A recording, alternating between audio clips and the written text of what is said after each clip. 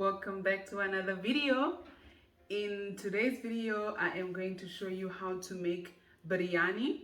It is going to be a combination of Thai and Indian together. So the flavors, as you can imagine, they're going to be out of this world. This is my mom's recipe. So shout out to my mom. Thank you, mommy. Missing her so much because she makes this stuff for me and she's not here right now. So I've decided to ask her for her recipe. She sent it to me, so now I'm going to try it, and yeah, maybe you can also try it. It's really good. So we're gonna get right into the video. We're gonna start by marinating the chicken. We're going to leave it overnight, so I'm just gonna marinate it now and then start cooking tomorrow. So the flavor will be amazing, but you can also marinate it minimum three hours, but I have all the time that I need, so I've already planned for it, so I'm only going to make it tomorrow. Anyway, let's get into the video.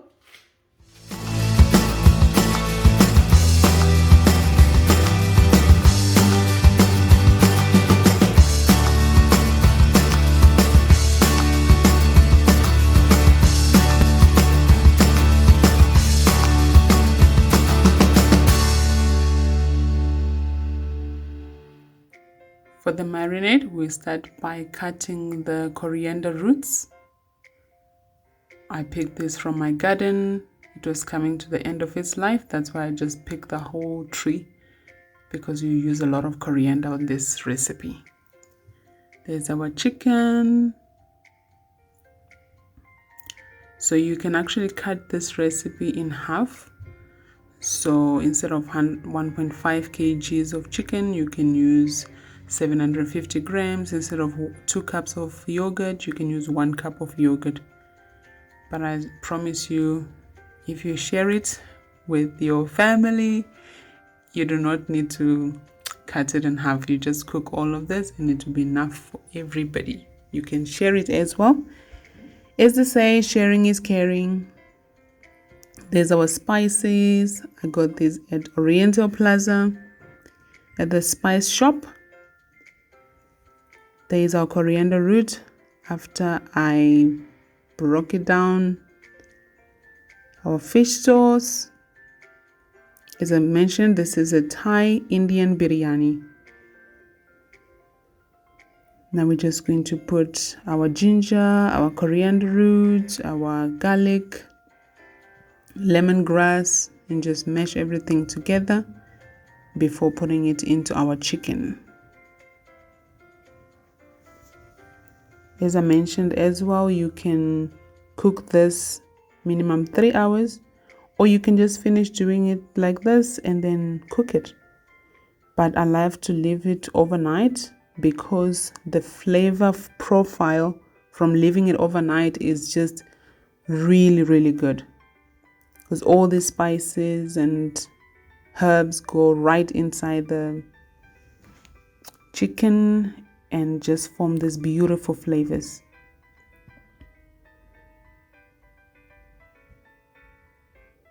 So this is my homemade yogurt. You can go check that video out on how I made it. I'll leave the link to that in the description below. There's our spices. If you want it hotter, you can put more. We have a small baby, so I had to, and she loves biryani. She loves her granny's biryani. So I didn't want to make it too hot for her so that she wasn't going to enjoy it. Now we just wash our hands and get them dirty again with all these spices and yogurt. But this is the only way. If you try using a spoon, it's a waste of time. So just go in with your hands. And she got me these flowers. She said, "Mama, you are the best YouTuber ever." So she brings me flowers. She's too sweet. Anyway, now we're going to cover this chicken with cling wrap and leave it in the fridge overnight. So this was Friday, and then I cooked it on Saturday.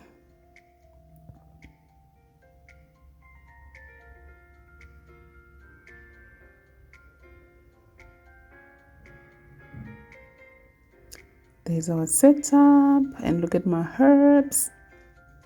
So excited.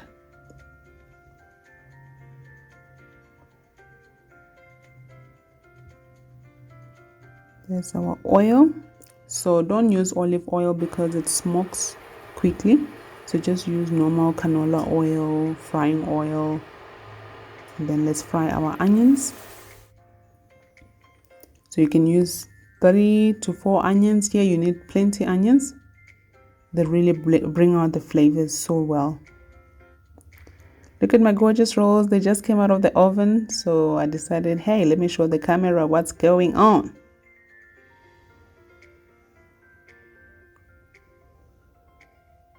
So also this, I bought it. It was already mixed together. So if you go to any Indian spice shop, you might find already mixed together for biryani. And if there's anything that you don't like there, you just leave it out.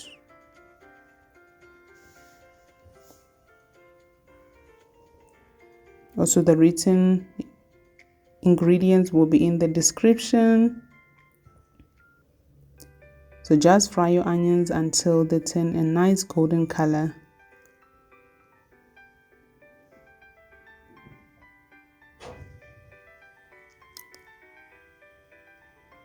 I fry it with the spices because it just adds that flavor. The chicken already had plenty flavor from the different things that we put in it. So the onions, that's why I put this one in the onions also, so they can also carry flavor. We're gonna add it when we are assembling.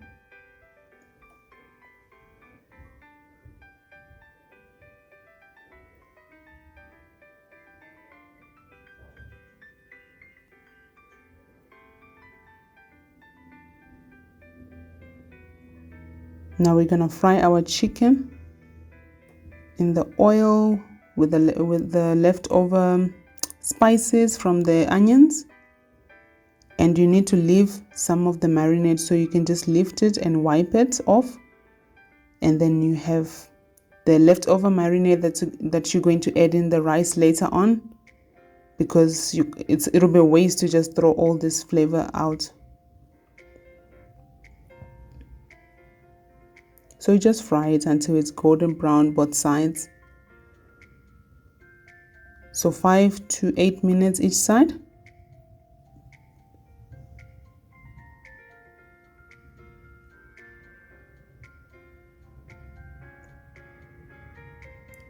And you're more than welcome to add more chicken if you want to. It's really up to your liking. So I just took the chicken out. Now I'm going to add my pre-soaked jasmine rice. You can also use basmati, but I soaked it for 2 hours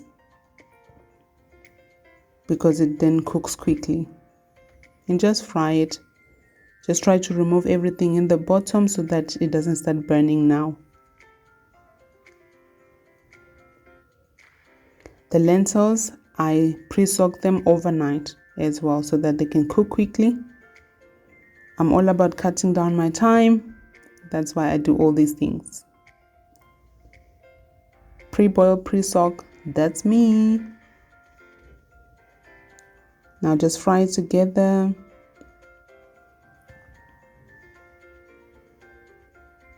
And I keep scraping the bottom, that if there's anything that's stuck there, it can come up into the rice before I add any water, because I don't want it to burn.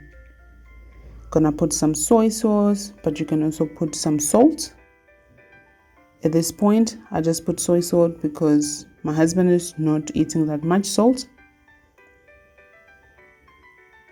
But I realized later on that I still needed to add a bit of salt because it didn't taste like there was salt. Some oyster sauce as well, because in Thai cooking, oyster sauce and fish sauce and soy sauce, yeah, that's what they use. So I'm just mixing my spoon so it doesn't go to waste. Now we put our tomato paste. Now tomato puree. If you don't have this, you can just use fresh tomatoes. Or if you don't want any tomatoes, you can just leave them out completely. Let's just mix this together.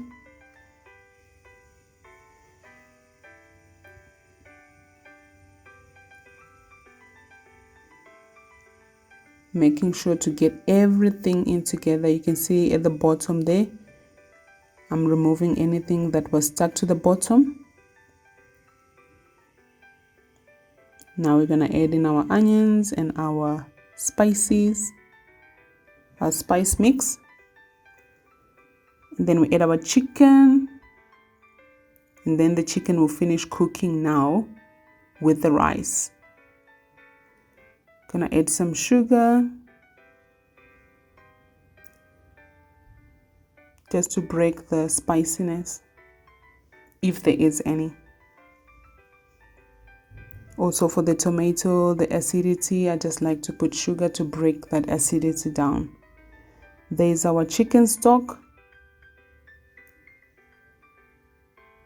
I like to make a lot of these and just put them in the freezer for when I need it. So I just added it to the marinade, and then I'm going to put it in the pot so that it can cook the rice. So instead of using water, I decided to use this too. Zero regrets. Just trying to make sure nothing is stuck at the bottom before we cover it. So we're just loosening everything up.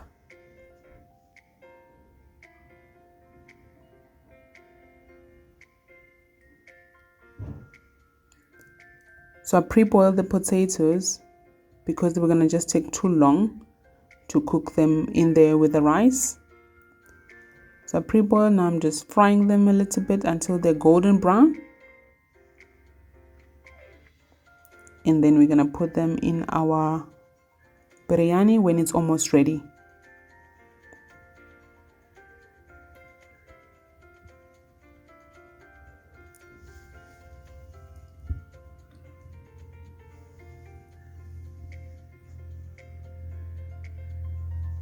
They were misbehaving.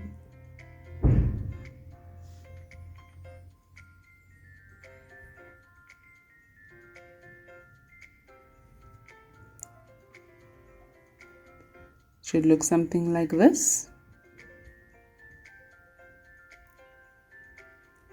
Look what it looks like after 35 minutes. Now we're just going to add some fish sauce. I'd forgotten to add it when I was adding the soy sauce and the oyster sauce, but it's okay.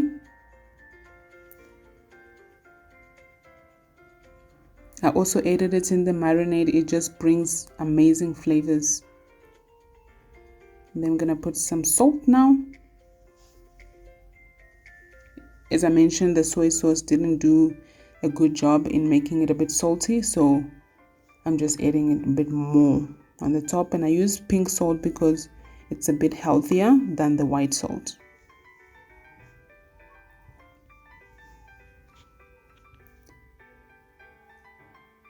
Now we're just going to add our potatoes and cook for a few more minutes. And the reason why there's so much sauce is because my husband loves sauce and I never got it, but I have learned to cook with a lot of sauce. So my chicken wasn't dry. As my best friend said, the chicken was nice. She says most time when people make biryani, the chicken is usually too dry. So mine wasn't dry because I cooked it in a sauce, and the marinade, the chicken stock, everything, the yogurt, it just did the job to soften the chicken. Just adding a bit more garam masala and the wet biryani spice because I felt like I needed to. So these two are not spicy at all, so you can add as much as you want for the flavor.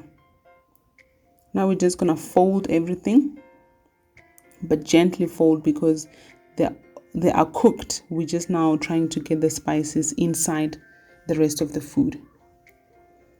Then we just cover it and simmer it for 10 minutes.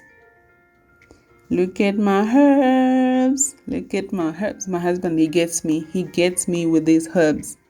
So he went and he got them for me. Because I absolutely love the garden. I absolutely love getting fresh herbs from my own garden. So this is in my kitchen. And there's my herb scissors. And just cut what I need for the top.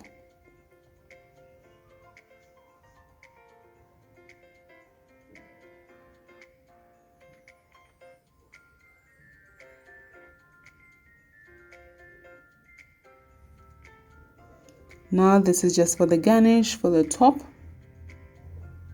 But I'm a lover of coriander, so I put a lot.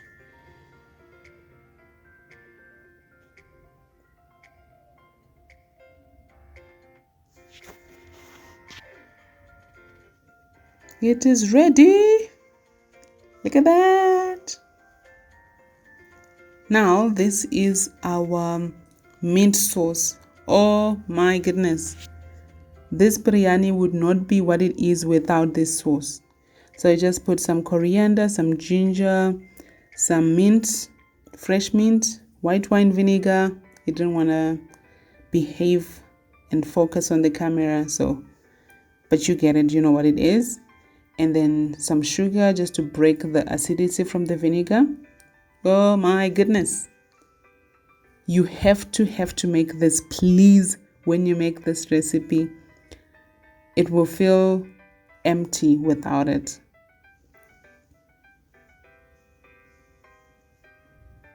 Even April is a bit fussy, but she absolutely enjoyed the sauce. And she ate it and she finished it. She finished her plate of food. She got a bit of a fright when I switched on the blender. She used to run away when I switched it on. Now she's calmer, but she's still got a fright a little bit. And she wants to help, so she says, Mama, can I press the button for you? So when I was trying to make this, it needs to be a paste, but it wasn't coming together. So I just added a little bit of water just to help it come together nicely. The biryani is so good. It's so good. Yeah, we did a happy dance. It was really yum. Now it's ready. You have to make this sauce when you're gonna make this biryani and enjoy it. Please don't forget to like and share with your family. And comment. If you are new, please consider subscribing so that you can see our next video. Thank you so much for your support so far. Thank you for watching. Bye. Bye.